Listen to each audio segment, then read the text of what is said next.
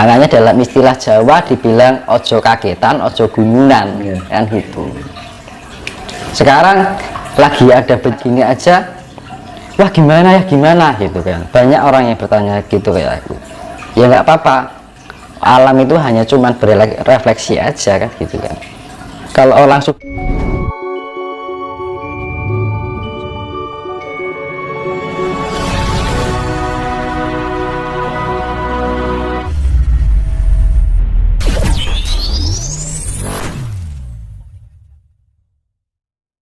Indonesia akan menjadi mercusuar dunia.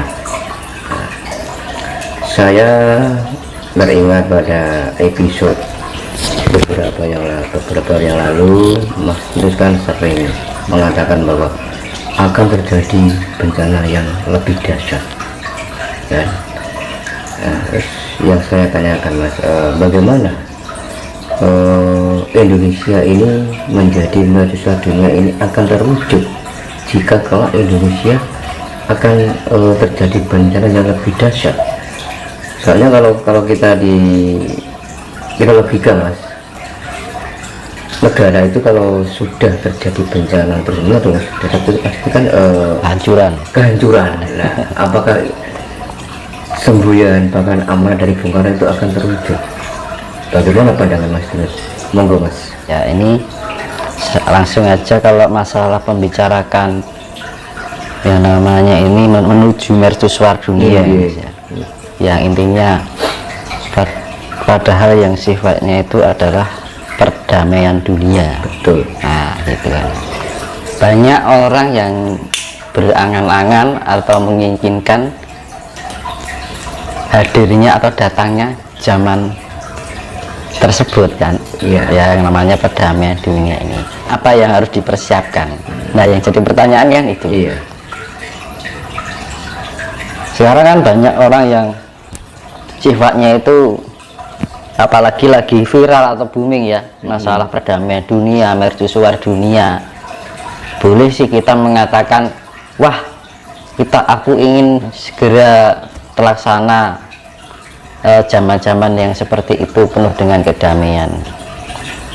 Sedangkan diri kita tidak pernah menerapkan di dalam sebuah kehidupan sehari-hari bahwa dasar utama untuk mencapai perdamaian dunia itu juga diimbangi dengan umat atau rakyatnya itu juga mempunyai jiwa yang penuh kedamaian dan gitu. Ya, sedangkan kedamaian sendiri kan, hakikat dari kedamaian itu kan modalnya kan kasih sayang, ya kan? Iya. Sedangkan dunia banyak orang masih terikat oleh sifat-sifat yang apa ya namanya, yang berbau keduniawian, kemelekatan, ya kan? Dalam arti keduniawian itu sifatnya itu masih terbelenggu hal-hal yang sifatnya keduniawian, angan-angan, ya kan, keinginan, harapan, tapi tidak menerapkan dirinya pada sebuah pertanggungjawaban hidup, ya kan. Lah, karena gini, boleh sih kita berangan-angan ya, tapi yaitu tadi yang harus kita lakukan adalah pertanggungjawaban itu tadi ya, sebagai persiapan diri kita untuk menuju suatu zaman yang penuh dengan keadilan, kedamaian gitu. Dasar utamanya itu. Sedangkan dari zaman sekarang ini masih banyak kecongkakan, masih banyak angka lampauka, ya kan. Jadi semua itu harus kita terapkan di dalam kehidupan dalam diri kita sendiri. Jadi tidak hanya sebatas wacana, tidak hanya sebatas angan-angan, tidak hanya sebatas omongan kan gitu kan. Banyak kita akan menjadi mercusuar dunia ini. Tapi ketika diterpa masalah kehidupan masih terbawa belenggu emosional. Betul. Ya kan. Kena masalah ini itu goncang, kondisinya tidak tenang. ya kan, masih penuh dengan kekhawatiran hidup. Nah, itu yang harus kita waspadai kan, jebakan-jebakan seperti itu. Jadi kita jangan terbelenggu oleh suatu harapan tanpa kasunyatan, tanpa kenyataannya itu nggak ada gitu loh, sama aja kan kosong, ngomong kosong Mas ya. Kadang saya berpikir begini Mas Yunus, memang itu kan sudah menjadi cita-cita bangsa kita kan, akan menjadi garis dunia. Kadang saya berpikir, apakah mampu, ya kan? Sedangkan masyarakat saja, orang-orangnya saja, bahkan orang Nusantara sendiri, banyak yang kehilangan jati diri. Ya, satu contoh, kadang orang Jawa sendiri, ya, nggak mau mengakui Jawanya, masih terbelenggu dengan ajaran asing. Padahal itu kan merupakan salah satu syarat agar tujuan itu tercapai, terwujud. Nah itu bagaimana Mas, cara menyikapi hal seperti itu Mas? Ya karena bangsa kita ini sudah terlalu lama terbodohi. Sebenarnya negara ini pintar, cerdas, leluhurnya kita dulu. Iya, ya. Ya semenjak Majapahit ke sini itu pembodohan itu sangat luar biasa. Dengan cara diiming-imingi surga, diberi ancaman neraka. Nah, yang seharusnya itu orang bisa berpikir secara luas, tapi sekarang yang terjadi apa? Ketakutan. Tidak hanya itu aja. Jadi orang sekarang itu pengetahuannya hanya maksimal pada sebuah ayat itu, ya kan? Kalau misalkan ini kasunyatan ya, bukan aku menjelekkan sebuah ajaran ya. Dunia ini begitu sangat luas, dan tidak hanya di bumi aja. Bumi ini adalah mikro dari alam semesta, dan kita mikro dari bumi ini. Bayangkan kalau kita membuat sebuah pengetahuan tentang kesemestaan, kalau kita berkaitan dengan atas nama Tuhan atau Allah, ini menyangkut semesta, universal, ya kan? Tapi pola pikir kita hanya dibatasi masalah keduniawian, ya kan?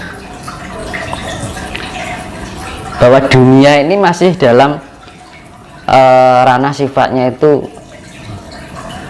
apa ya, 3 dimensi, dimensi ketiga dalam arti, jadi masih penuh dengan ilusi.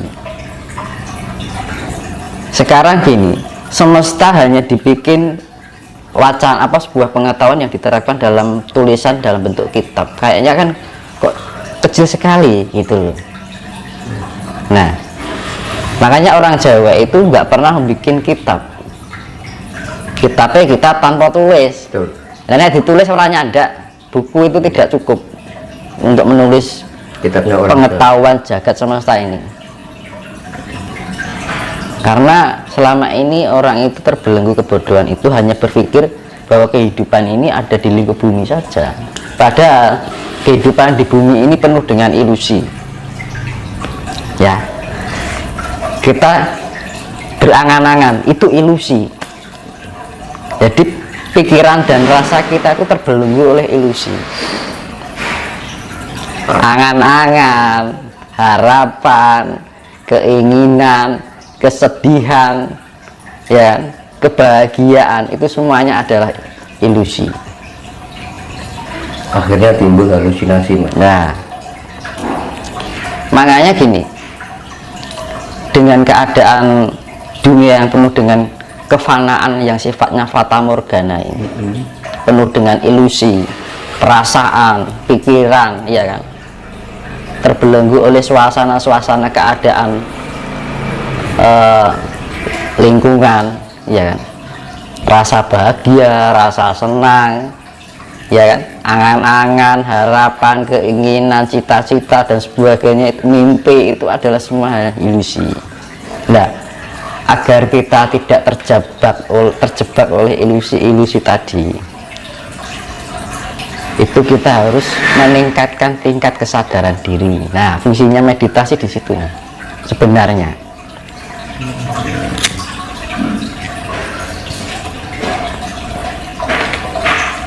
Biar kita tidak terlalu terjebak dalam kehidupan yang penuh ilusi, fana yang fata morgana, ya kan? Terus Justru gini, orang yang sudah terlepas dengan ilusi, itu sifatnya kosong, netral, sifatnya tengah, tidak punya rasa khawatir, keterpa masalah tidak mudah bingung, tidak mudah suka, istilahnya tidak mudah bahagia, tidak mudah susah. Makanya dalam istilah Jawa dibilang ojo kagetan, ojo guyunan, kan gitu. Sekarang lagi ada begini aja, wah gimana ya, gimana gitu kan. Banyak orang yang bertanya gitu kayak aku. Ya nggak apa-apa, alam itu hanya cuman berefleksi aja kan gitu kan. Kalau orang sudah mencapai tingkat mendekati netral, itu tidak mudah goncang. Walaupun ada bencana apapun, ya enggak, kita memaklumi sifatnya, karena alam ini memang sudah gak nyaman.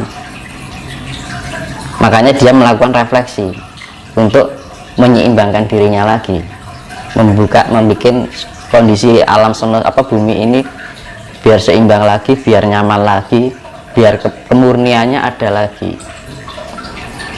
Sekarang baru ada ini heboh, ya, ada kejadian itu heboh, ya kan. Nah, akhirnya apa? Pikiran kita terombang-ambing, masih berpikir ini gimana, nanti gimana, dan akhirnya pikirannya tidak rasional. Ya kan? Orang kalau sudah bingung, khawatir, itu cenderung orangnya tidak berpikir secara rasional. Kalau sudah tidak berpikir secara rasional, akhirnya kesadarannya lemah. Nah gitu, larinya ya itu tadi, akhirnya apa? Menyalahkan keadaan, emosi. Iya, udah menyalahkan diri sendiri. Nah, menyalahkan orang lain, menyalahkan kita.